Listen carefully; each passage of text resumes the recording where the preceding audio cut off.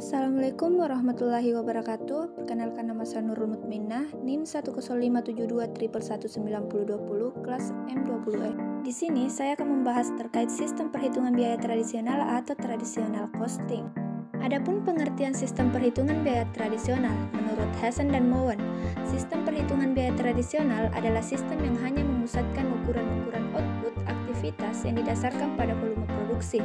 Sistem ini membebankan semua biaya produksi ke dalam produk, bahkan biaya produksi yang tidak disebabkan oleh terciptanya produk juga dibebankan. Sistem perhitungan biaya tradisional dapat dilihat bahwa biaya-biaya yang terlibat biasanya hanya yaitu biaya tenaga kerja dan biaya material. Namun seiring dengan berjalannya waktu muncul biaya-biaya yang bisa digolongkan ke dalam biaya langsung. Biaya-biaya tersebut seperti biaya reparasi, perawatan, utilitas, dan lain sebagainya. Sistem biaya akan membebankan biaya tidak langsung kepada basis alokasi yang tidak representatif.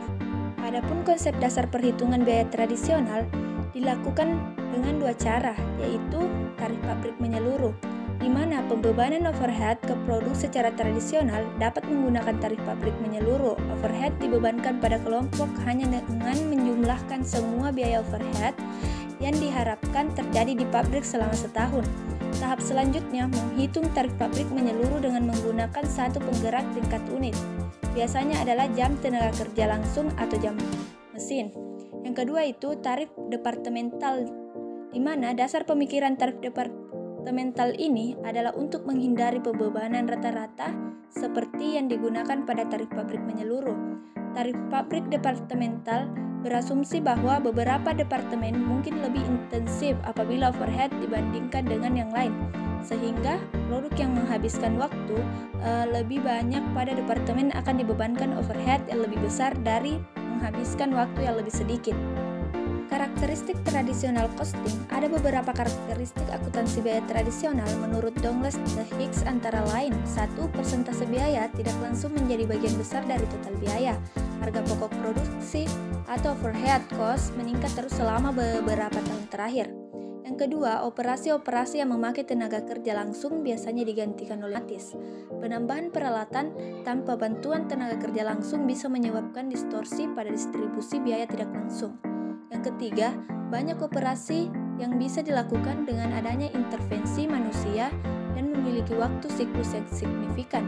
Yang keempat, adanya manusia yang memakai mesin dan mesin yang menggunakan manusia membuat banyak fasilitas yang menggunakan beberapa operasi, yang membuat pekerja dibantu peralatan dalam melaksanakan aktivitasnya. Adapun kelebihan dan kekurangan sistem perhitungan biaya tradisional. Yang pertama, menurut USRI 2004, kelebihan yang terdapat dalam sistem akuntansi biaya tradisional diantaranya: A. Sistem akuntansi biaya tradisional lebih sederhana karena jumlah tempat penampungan biaya overhead dan dasar alokasinya sama, yaitu tingkat unit. B. Sistem akuntansi biaya tradisional mudah diterapkan karena sistem perhitungan biayanya satu tahap karena tidak menggunakan pusat biaya yang terpisah. C. Memudahkan manajer untuk melakukan perhitungan karena tidak banyak cost driver dalam mengalokasikan biaya overhead dan tidak diperlukan identifikasi pemicu aktivitas untuk suatu aktivitas. D. Sistem akuntansi biaya tradisional dapat membantu manajemen dalam perencanaan dan mengendalikan kegiatan perusahaan di dalam perusahaan yang masih menggunakan teknologi yang sederhana dalam proses produksinya untuk menghasilkan produk. Yang kedua, menurut Supriyono 2002, kelemahan-kelemahan yang terjadi dalam sistem akuntansi biaya tradisional antara lain: A. Sistem akuntansi biaya tradisional terlalu menekankan pada tujuan penentuan harga produk yang dijual. B. Sistem akuntansi biaya tradisional untuk biaya overhead terlalu memusatkan pada distribusi dan alokasi biaya overhead daripada berusaha keras untuk mengurangi pemborosan dengan menghilangkan aktivitas yang tidak bernilai tambah. C. Sistem akuntansi biaya tradisional menghasilkan informasi biaya yang didistorsi sehingga mengakibatkan pembuatan keputusan yang menimbulkan konflik dengan keunggulan perusahaan.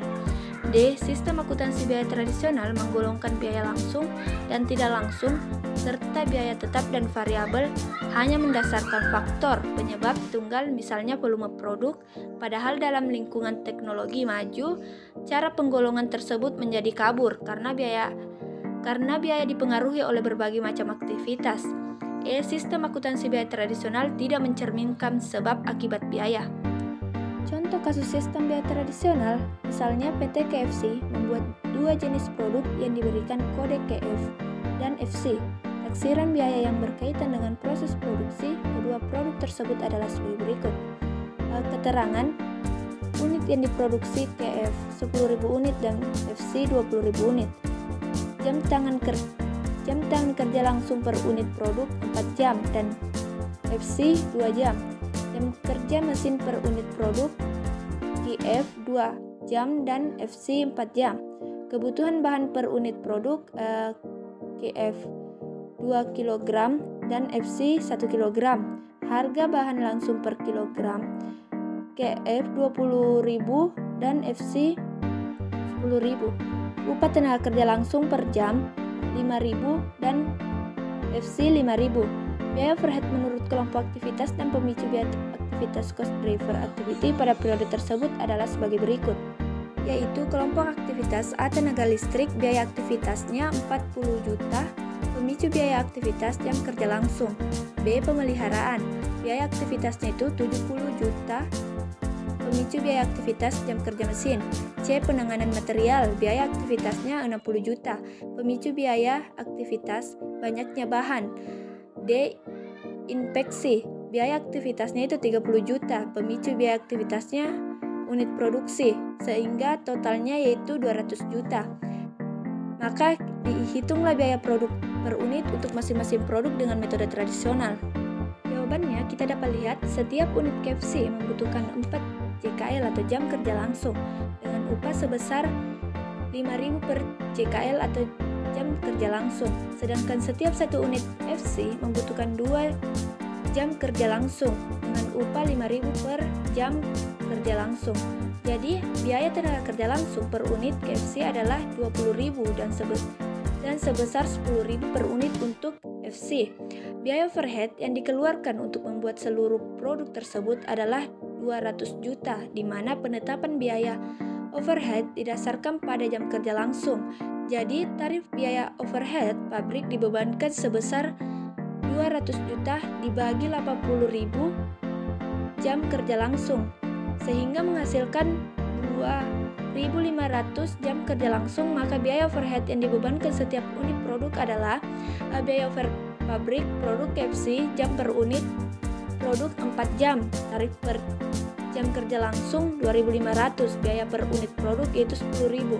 Sedangkan FC jam kerja langsung per unit produk yaitu 2 jam, tarif per jam kerja langsung 2.500 dan biaya per unit produk yaitu 5.000. Maka dengan perhitungan tersebut, besarnya biaya produksi per unit produk dengan metode biaya tradisional adalah biaya bahan baku untuk KF 40.000, FC 10.000, biaya tenaga kerja langsung KF 20.000, FC 10.000, biaya overhead pabrik KF 10.000 dan FC 5.000, biaya produk per unit produk KF 70.000, FC 25.000.